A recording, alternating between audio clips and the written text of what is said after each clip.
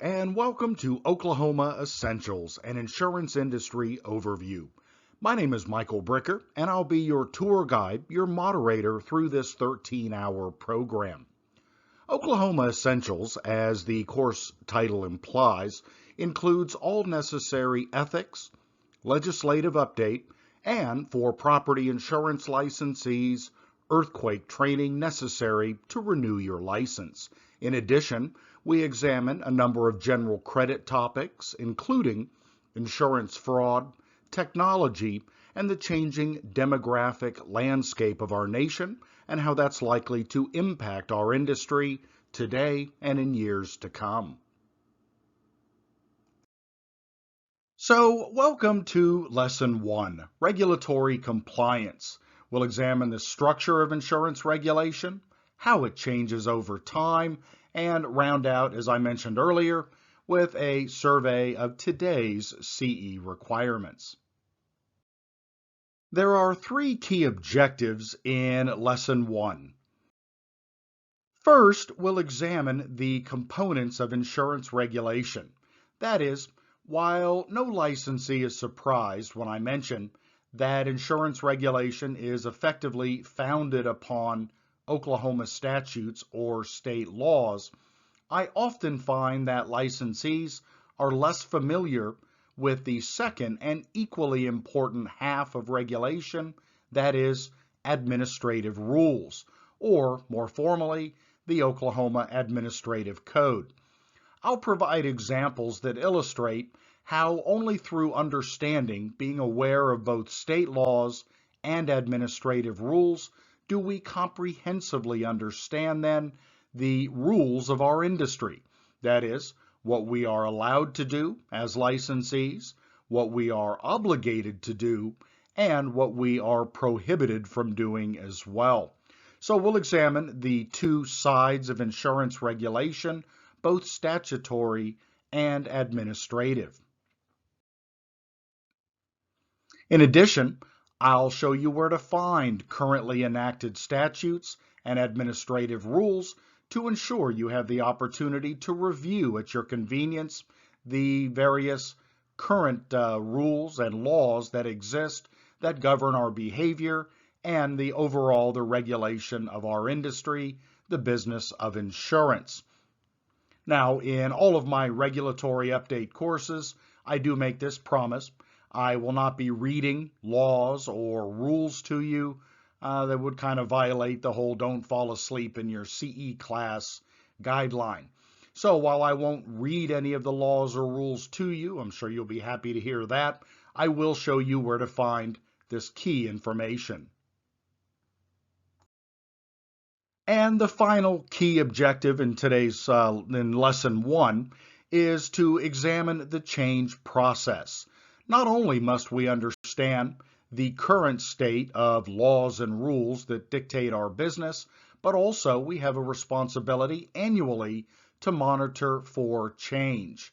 As I mentioned earlier, laws and rules within the insurance industry do evolve. There are changes that are enacted by the legislature and the governor each and every year. So I'll introduce a simple process for following for those changes to ensure you never find yourself, as I say, the last to know licensee. For example, waking up 3 days before your license renewal, only then to discover there's a new CE requirement that somehow you just were not made aware of. Now, yes, we can depend upon our agents, managers, principals, compliance folks, even our carriers to make us aware when our regulatory environment changes, but in a complex industry such as ours, well, I've seen it too frequently. Sometimes field licensees simply don't get the memo. So, in illustrating this process for following for regulatory change, I can ensure you will never find yourself accidentally or unintentionally out of compliance, in violation of a state law or some other rule. And you'll find that it is, as they say, a very simple no-brainer system for following for regulatory developments. As I mentioned earlier, the bedrock of insurance regulation begins with Oklahoma statutes or state laws. Specifically in our industry, Oklahoma statute Title 36.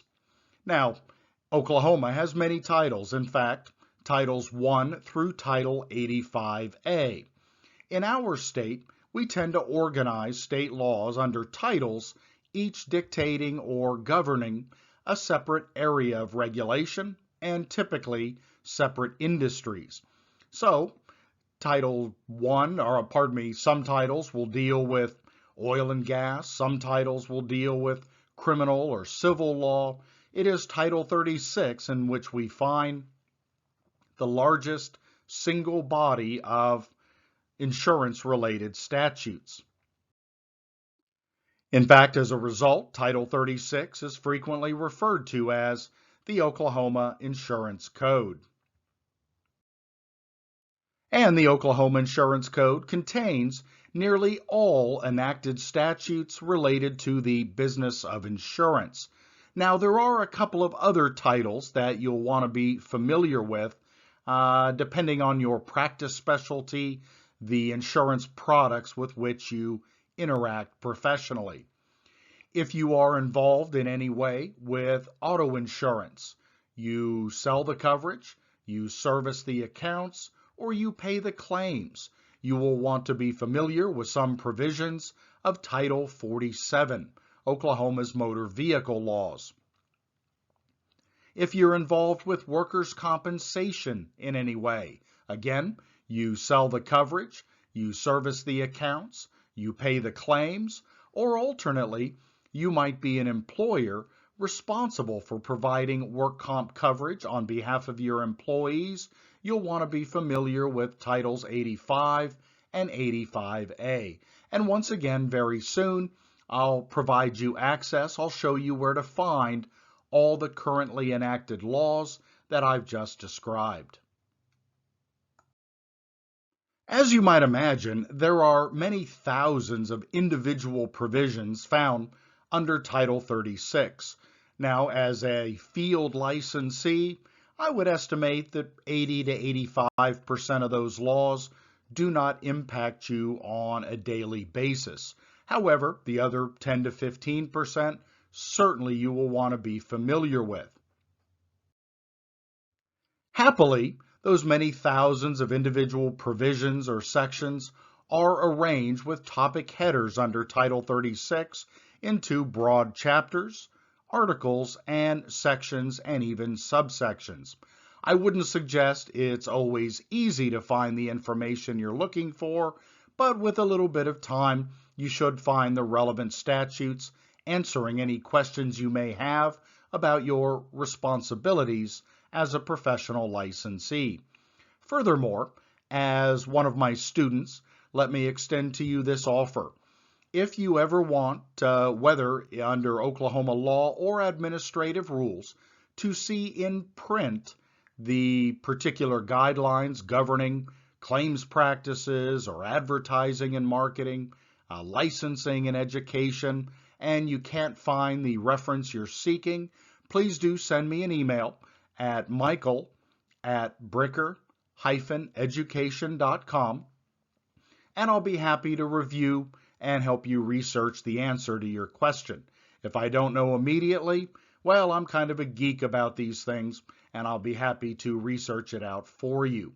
So again, shouldn't be too difficult locating the information you're looking for, but please consider me as a resource as well.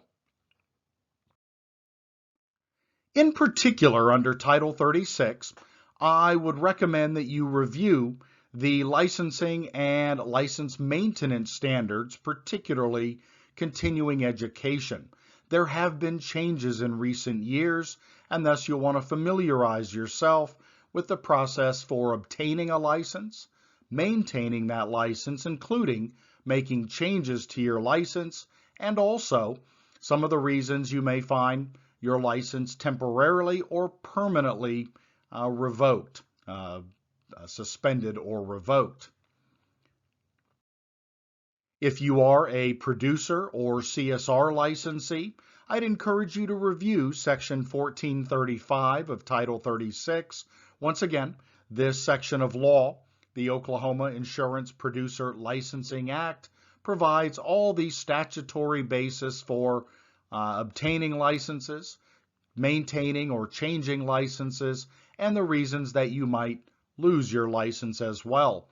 In fact, in the 2019 segment of our course, you'll see recently there were changes made to the reasons that the insurance department may suspend or revoke an insurance license.